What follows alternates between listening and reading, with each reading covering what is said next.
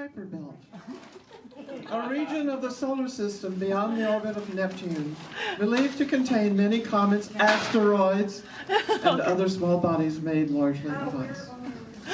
So there. You got me. I got me. Janet Kuypers.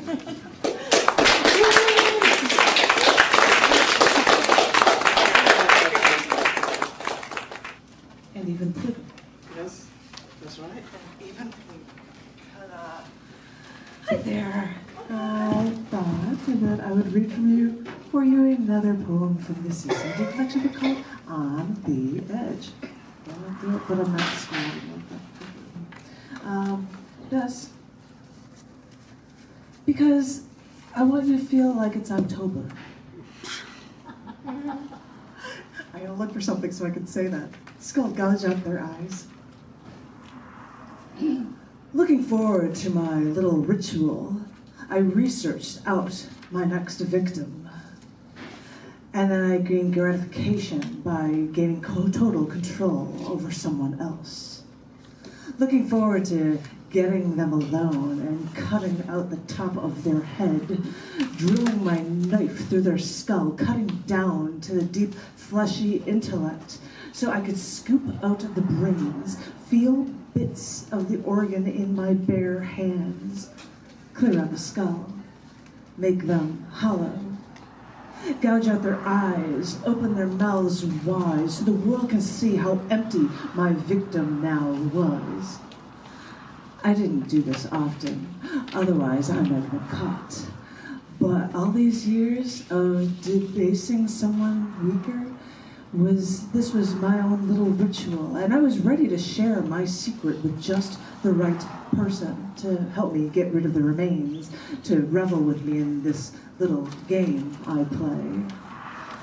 I found someone, I confided with them, and they told me this was against their religion.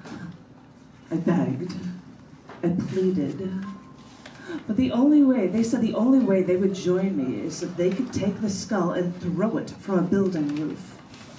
After we got done, it just actually dismembering them, to further destroy the evidence. So I agreed. So we drank in the sewer and we drew up our plan. That may have been one of the last times I did this to someone because it really was fun in the middle of the night when no one else was around, watching their hollowed skulls splatter on the ground. I would think that it was actually closure, a final piece to this ritual, when after so much destruction, I could say that my work was done. That's a poem about cutting a pumpkin. And I actually asked somebody, they said it's against my religion to carve a pumpkin. It's a pagan holiday. Oh. And I'm like, and he's like, I'll do it if I could just throw the pumpkin. I'm like, okay, why not? So that was for this poem is a boat series, so it's just got poems about odd things. This is a poem about a toaster, or whatever it would be.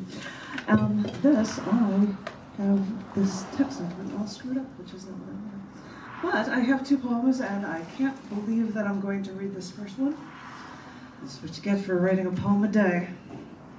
This one was written on National Panda Day. And it's called Eliminating the Endangered Species List.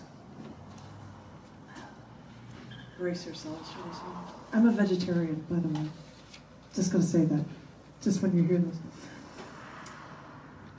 It's strange to think that some of the animals Americans enjoy eating today verged in America on being endangered species. But this makes sense. When Americans first came to these pristine lands, it was their first inclination to go slaughter with impunity. I've seen it in history. When British frigate ships first discovered the Galapagos Islands, they thought that those giant tortoises were the perfect food source, so they would flip these giant animals on their backs and have so much food to get home. And in the U.S., bison and buffalo were on the endangered species list because my husband's great-great-uncle and Buffalo Bill and others in the great frontier with their great mass shooting ability. And on the East Coast, labor workers at docks would eat the lobsters that seemed so common on the shores that they were almost considered garbage no one else would bother to consume. But now that we strip this land of the seas dry of what we now call precious animals, we revere them as food for mass market. And we mass market them as food so humans can always be enjoying these once common and now rare animals on the planet for mass consumption once again. Over history, we humans have learned how to exploit markets. Utilize markets so that they work to our advantage, so that everyone gets what they want. Which is why I wonder now, on National Panda Day, when the endangered animal is now on the red list of threatened species, why people haven't taken my best friend's idea seriously in making animals on the Endangered Species List a delicacy. Because if we do that, then all these gluttonous Americans will want to make sure that these pandas are available on the market for their consumption at their leisure. Because when it comes to supply and demand, that truly is the American way. Now, I'm a vegetarian, and although I can say I'm all for saving a species, I wonder if us people, if our big brains and our opposable thumbs at the top of the intellectual food chain, I wonder if slaughtering some animals for later consumption can actually save a species from extinction. If a vegetarian can consider that choice and wonder why, if a burger joint sells burgers, why Panda Express can't sell panda meat, then maybe we have to reevaluate how to save every species on the planet after all. Which lives are worth saving, one can wonder, when trying to save a species.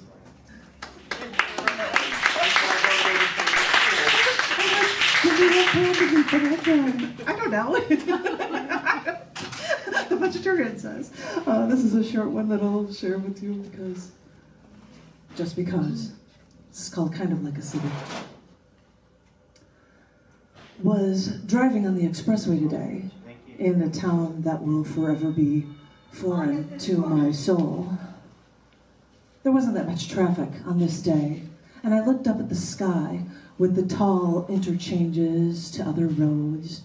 These skyscraper roads make me think of my toy car tracks. They were red, by the way, and the tracks shot up so high from my toy gas station. I'll always think that these streets are like my little toy car set for play. Not real. This town is just a facsimile to my big city, never quite as big as my city deserves to always be. So I was driving, seeing the roads, and noticing the clouds over this entire town, almost like fog over the moors, almost seemingly like smog. It wasn't smog, let me make that clear. There's not enough industry or enough people to hurt the environment so to make it look like a real city. But for this one moment, I drove down the expressway and saw what could be construed as smog and thought, I can't close my eyes driving on the road, but if I try to take a moment, I just might think that I was actually in a real city to me. I'm only driving, but sometimes, please, let me dream.